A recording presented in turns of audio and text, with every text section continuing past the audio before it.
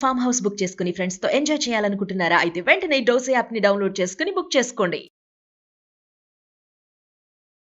నమస్తే రమ్మగారు. నమస్తే రమ్మగారు, మనము చాలా వరకు చూస్తూ ఉంటాము. ఏదన్నా కష్టం వచ్చినా, మనం అనుకున్నది జరగకపోయినా ముందు భగవంతుని నిందించేస్తూ ఉంటాం.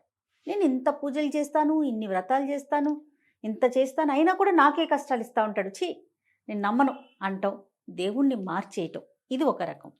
తర్వాత మనము మీడియాలో చూస్తూ ఉంటాం, భగవంతుణ్ణి ఆ క్యారెక్టర్స్ని చాలా ఫన్గా క్రియేట్ చేసేయటం, నవ్వుకునే విధంగా ఉండటం. అంటే ఒక సీరియస్ కాకపోయినా అది ఒక నమ్మకంతో వెళ్ళేది కదండి భగవంతుడు అనేది. ఆ నమ్మకాన్ని కోల్పోయే విధంగా క్యారెక్టర్స్ని క్రియేట్ చేయటం, ఇలాంటివి చూసాం. ఆ మధ్య లెక్చరర్స్ మీద, వాటి మీద, టీచర్ల మీద చూస్తూ ఉంటాం, తర్వాత భగవంతుడి మీద. ఇవన్నీ కూడా అంటే సామాన్యులకి ఎట్లా వెళ్ళిపోతూ ఉంటుందంటే, ఆయన ఒక ఆట వస్తువులాగా మనకు కావాలనుకున్నప్పుడు ఇచ్చేయాలి, మనకి కావాల్సింది ఇవ్వకపోతే ఆయన భగవంతుడు కాదు. దూషించుకోవటం, మాట్లాడుకోవటం, ఇది అందరిలోనూ ఇట్లా ఉంటుందా? అందరు ఇట్లాగే చేస్తున్నారా? నాకు తెలిసి అంటే ఇదేదో కమ్యూనిటీ పరంగా మాట్లాడటం అని కాదు, కానీ కొన్ని కమ్యూనిటీస్, కొంతమంది ఒక కల్ట్లోనే ఇలా జరుగుతుంది. మిగతా కల్టులో అట్లా ఉండదు. చాలా కట్టుబడి, చాలా నియమంగా, నిబద్ధతతో ఉంటారేమో అనిపిస్తుందండి నాకు. దీనికి జయ అతి పరిచయాద్ అవజ్ఞ అని ఒక వాక్యం చెప్తారు. బాగా పరిచయం ఉంటే విలువ ఉండదు. మన పరిస్థితి, హిందువులు ఆ స్థితిలోకి వచ్చారని నేను అనుకుంటాను.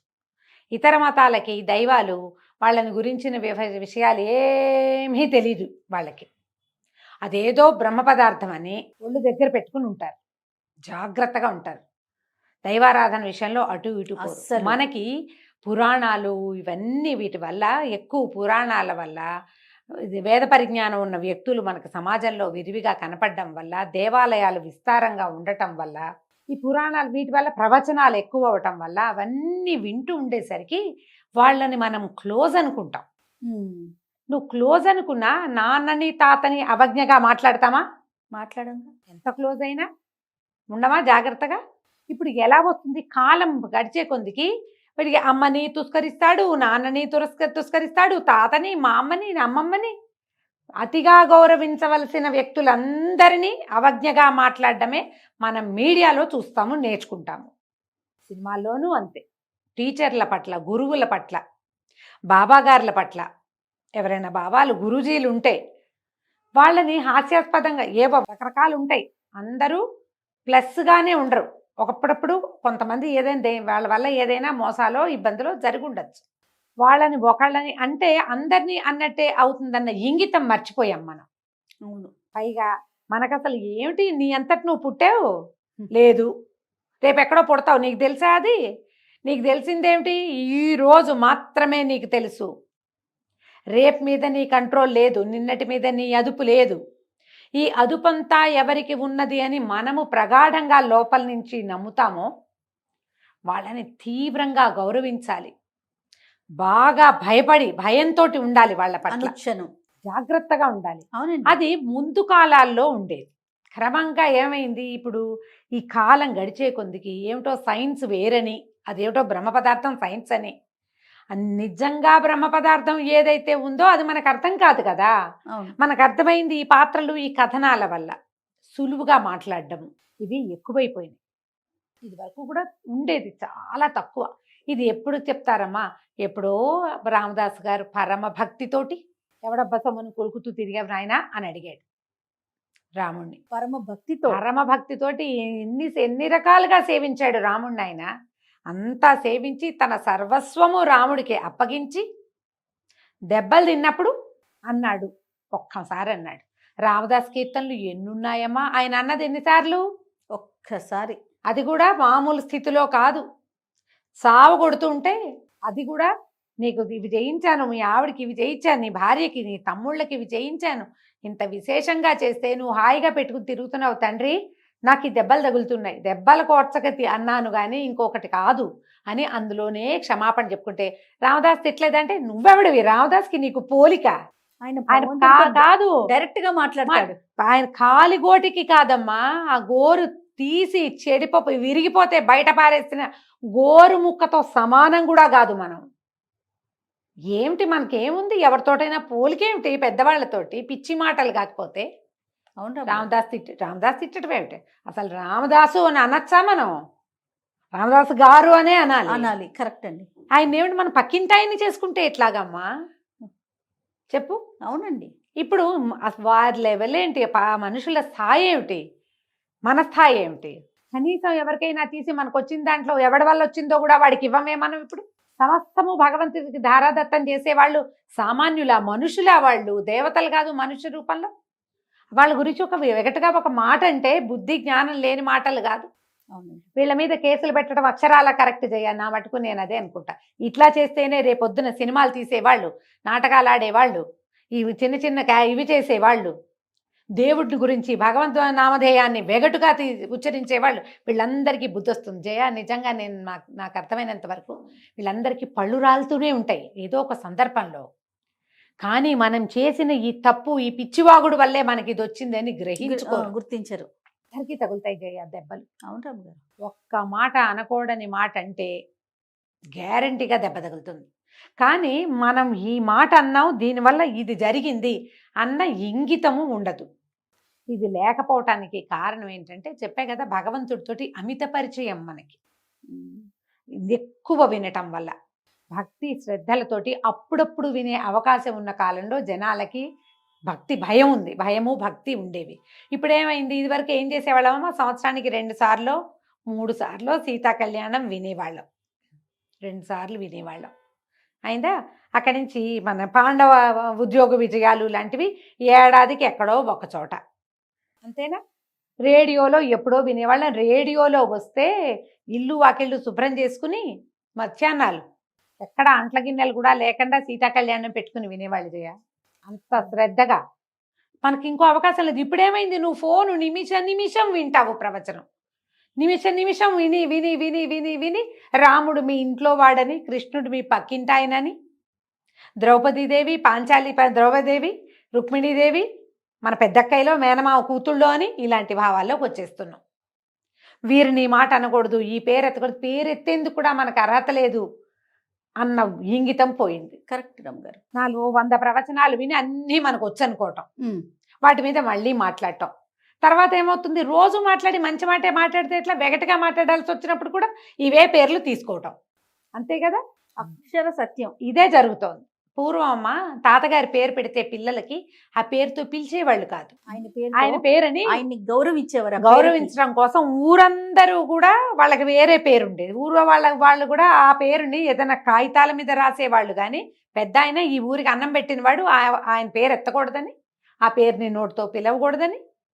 ఇప్పుడు మీకు భగవంతుడు అంత సులువైపోవటం ఏమిటమ్మా కారణం? చెప్తున్నాగా, ఎంతసేపు వినడం, అన్నీ మాకు తెలుసు అనుకోవటం. ఏదైనా ఒక వాక్యం చెప్పాను, అదేంటండి మీరు ఇలా చెప్తారు, ఇలా కాదుటగా, అదటగా, అలా ఉందిటగా అని ప్రతి వాళ్ళని తాతకి దగ్గులు నేర్పినట్టు నేర్పుతూ ఉండటం. మీరు ఇలా చెప్పారు కానీ ఇది కాదు. అక్కడి నుంచి పురాణాల్లో ధర్మ సూక్ష్మాలని ప్రతి వాడు తన తల అద్దం చూసుకుని తప్ప దువ్వుకోలేని వాళ్ళందరూ కూడా వీటి మీద డిస్కషన్స్, అక్కడ ఉన్న ధర్మ సూక్ష్మాలు అవన్నీ మాట్లాడటం. ఆయన అక్కడికి ఎందుకు పంపించాడు, ఈయన ఇలా ఎందుకు చేశాడు, మీ వాడు నాన్ వెజిటేరియన్ తిన్నాడు అంటాడు ఇంకొక త్రాష్టుడు, తింటే తింటాడు, మీకేంటి అసలు. పైగా మన దేవుడని మనం చెప్పుకుంటున్న రాముడు మన కాలం నాటివాడు కాదు, మనకి 2 యుగాల ముందరివాడు. ఆనాటి కథ ఏంటో మీకు తెలుసా? రామాయణంలో ఏముందో అది తప్ప, అది కూడా నీకు అంతా ఏం తెలుసు? నువ్వు ఎవరెవరి దగ్గర ఏమేమి ముక్కలు విన్నారో మనకు అదే తెలుసు. అతికించుకున్నాం కదా రమ్మగారు మనమంతా, అంతే. మనకు తెలియదు కదా, డైరెక్ట్ గా మనం ఏమైనా విన్నామా? వాల్మీకి మనకి ఏమైనా చెప్పారు? చెప్పలేదు. మధ్య భాగాలు వచ్చినాయి. అవి వచ్చిన దాంట్లో మీరు వినేదంతా మాట్లాడే వాళ్ళంతా వినరమ్మా, అవన్నీ చదవలేదు. వాల్మీకి ఆశాంతం చదివిన వాళ్ళు ఎవరు? పెద్దవాళ్ళు కొద్దిమందే. మిగిలిన వాళ్ళంతా ఈ పెద్దలు చెప్పిన సందర్భాల ప్రకారం ఆయా వాక్యాలు విని, ఇంకొకడు ఉన్నాడు మహానుభావుడు, నాతోటి మధ్య ఎప్పుడో డిస్కస్ చేశారు ఒక అతను. ఆయన ఇంగ్లీష్లో చదువుతాడు, ఇంగ్లీష్లో మీనింగు, ఆయనకి సంస్కృతము రాదు, తెలుగు రాదు. నువ్వు ఇంగ్లీష్ ద్వారా నువ్వు దీన్ని తెలుసుకుంటావు, దాని మీద ప్రశ్నిస్తావు. సరాసరి దాని నుంచి వాక్యార్థం తీసుకోవటం కానీ భావార్థం తత్వార్థం ఏమీ లేవు. డైరెక్ట్గా ఏం తెలుసు? ఎవరో ఇంగ్లీష్లో ట్రాన్స్లేట్ చేస్తే అది వీళ్ళు వింటే దాని మీద ప్రశ్నిస్తారు. ఇవన్నీ కూడా పోయే కాలం వచ్చిందమ్మా మనకి. మన కాలం దగ్గర పడి ఇలా మిడిమిడి జ్ఞానంతో మాట్లాడతాం. పురాణ పాత్రల మీద సినిమాలు తీసేటప్పుడు ఒళ్ళు దగ్గర పెట్టుకుని తీయాలి.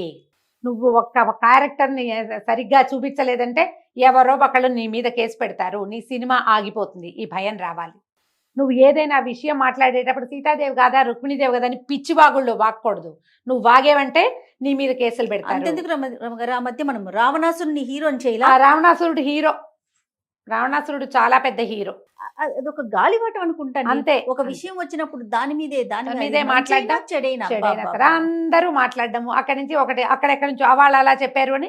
ఇప్పుడు మనకి ఏంటంటే అన్నిటికీ ఇవి సాక్ష్యాలు ఉంటాయి కదా, ఆ రోజు కదా ఆ వాక్యం చెప్పారు కాబట్టి ఆ వాక్యాన్ని ఇక్కడ తీసుకురావటం, ఈ కాగితంలో ఇది ఉంది, దీన్ని చెప్పడం. నువ్వు ఏమైనా చెప్పు, మీ సొంత క్యారెక్టర్ల గురించి మాట్లాడుకోండి, రోడ్డు మీద కనపడే వాటి గురించి మాట్లాడుకోండి.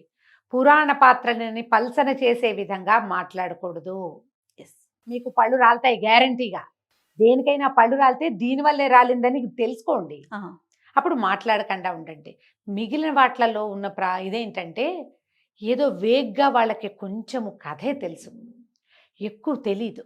మనకి ఇవన్నీ ఎందుకున్నాయమ్మా? పలసన కావటానికి కాదమ్మా ప్రభు స్వామి మన దగ్గరికి వచ్చేది. నిన్ను తన దగ్గరికి తీసుకోవడానికి, మానవులని మోక్ష మార్గం వైపు నడిపించటానికే ఇన్ని వేదాలు, 4 వేదాలు విభాగం చేయబడ్డాయి. అందులో నుంచి ఉపనిషత్తులు వచ్చినాయి, వేదార్థం చెప్పబడింది, వేదాంత సారం ప్రజలకు అందించబడింది. సులువైన మాటల్లో భగవంతుడే స్వయంగా అందించాడు. వచ్చేది కలికాలం, ఈ పిచ్చి వేదాలకు ఏమీ తెలీదు, ఈ రకంగా బతుక్కో పొండిరా అని ఆయన చెప్పితే వీటన్నిటిని మనకు తెలుగులోకి చేసి ప్రింట్లోకి తీసుకొచ్చి భగవంతుణ్ణి ఈ రకంగా పొందొచ్చు అని చెప్తే నువ్వు హేళన చేస్తావు, వాగుతావు, అక్కర్లేని పిచ్చి మాటలు మాట్లాడతావు. ఇంట్లో కాదు, మీకు ఒక పాయసం ఇస్తే దాన్ని మొహానికి పూసుకోమని ఇచ్చారా మా పాయసం? ఎవరైనా ఇస్తా పాయసం కప్పులో పెట్టించాం, ఏం చేయమని ఇస్తారు? తినమని కాదు, కళ్ళకద్దుకొని తినమని కదా. అట్లా మనకి పాయసంలాగా కప్పులో పెట్టి చక్కగా దాన్ని తీసుకు తినటానికి చెంచాలు ఇచ్చి నాయన ఇలా అర్థం చేసుకోండిరా అని చెప్తే దాన్ని మొహానికి రాసుకుంటానంటాడు ఒకడు, గోడకి రాస్తానంటాడు ఇంకో పనికి మాలినవాడు. అవును, మనకి ఋషులు అందించినది, పురాణ కర్తలు అందించినది, ఇప్పుడు మనకి వ్యాఖ్యానకర్తలు అందించేది మీరు సన్మార్గావలంబులుగా అవడానికి. హిందూ సమాజం పక్కదోవలు పట్టకుండా, భగవంతుడిని మార్చేసే ప్రయత్నాలు చేయకుండా, నీకు ఏ ధర్మం చెప్పబడిందో దాంట్లోకి వెళ్ళు. ఇతర ధర్మాలు ఏదైనా ఇతర ధర్మాలు భయావహంగా ఉంటాయి, అందులోకి వెళ్ళకు. నీకు చెప్పబడిన మార్గము అంటే మీ నాన్న తొక్కింది, మీ తాత తొక్కింది, ఆ దారిన నువ్వు వెళ్ళు అని మనకి ఇంత సులువుగా చెబితే మనం మన నాన్న ధర్మంలో ఉండి కూడా దాన్ని అపహాస్యం పాలు చేస్తాం, దాని గురించి అక్కర్లేని మాటలన్నీ మాట్లాడతాం. దీన్ని ఎంకరేజ్ చేయొద్దు. దేవుడి మీద కార్టూన్లు వేయటం, భగవంతుడి మీద కార్టూన్లు, అమ్మవారి మీద కార్టూన్లు, ఆంజనేయ స్వామి మీద కార్టూన్లు. ఒక్క భయం వేస్తే ఆంజనేయ అనుకుంటే వచ్చి శ్రీరామ అంటే పక్కన నుంచునేవాడిని అవహేళన చేస్తావా నువ్వు? అదే మీ పెద్దన్నయ్యో, మీ తాతో, మీ నాన్న అయితే చేస్తావు? చేయకూడదు కదా. ఏం మరి భగవంతుడికి ఇవ్వవా విలువ? ఇవ్వద్దు. మిగిలిన వాళ్ళు దీన్ని ఇట్లా రాయంగానే, వాళ్ళు ఏదైనా ఒక జోక్ లాగా చూపించగానే ఈ పిచ్చి వేషాలు వేయొద్దు అని మొత్తం అందరూ పెట్టేయండి కామెంట్లు. ఇవి చెయ్యొద్దు, దీనివల్లే మనం ఇతరుల దగ్గర పలచనైపోతున్నాం. మన దైవం మన నాన్నని మనం రోడ్డు మీద పెడతామా? దాచుకోవద్దు, మన తండ్రిని గౌరవించుకోవద్దు. ఎందుకు అది తెలుసుకోరు? దయచేసి ఇన్ఫ్లుయెన్సర్స్ కానీ, సినిమాలు తీసే డైరెక్టర్లు, ప్రొడ్యూసర్లు, రైటర్లు ఎవరైనా సరే ఈ ధర్మాన్ని పెడదోవ పట్టించేలాంటి మార్గాన్ని తొక్కకండి. దానివల్ల మీకు డబ్బు వచ్చినా అది మీరు పైకి రావడానికి సుతరాము కాదు, మిమ్మల్ని వేరే మార్గానికి తీసుకుపోతుంది. ఇది శాపంలాగా వినపడిన అక్షరాల నిజం. శాపనార్థాలు పెడుతున్నాం అనుకోవద్దు. ఇది తప్పు, పొరపాటు. ఏముందో అది చెప్పండి. మీకు చెప్పడం రాదు, వాళ్ళు ఎవరో పెద్దవాళ్ళు చెప్తారు, వినండి కనీసము. అంతే, జోలికి పోకండి. పోనీ దాంటి జోలికి పోవద్దు. మీరు ఏం మాట్లాడాలన్నా సీత అంటారు, రుక్మిణి అంటారు, పాంచాలి అంటారు. ఏం మాటలు అవి? ఏం మాటలు? అవునమ్మ గారు, అక్కర్లేని మాటలు కదా. ఇలాంటివి చేసేటప్పుడు కనీసం పురాణ పాత్రలని, భగవంతుడి అంశావతారాలుగా భావించబడే స్వరూపాలని గురించి కానీ వెగటు మాటలు మానేయండి. ఎవరైనా మాట్లాడితే వాళ్ళని ప్రోత్సహించద్దు. నమస్తే. నమస్తే.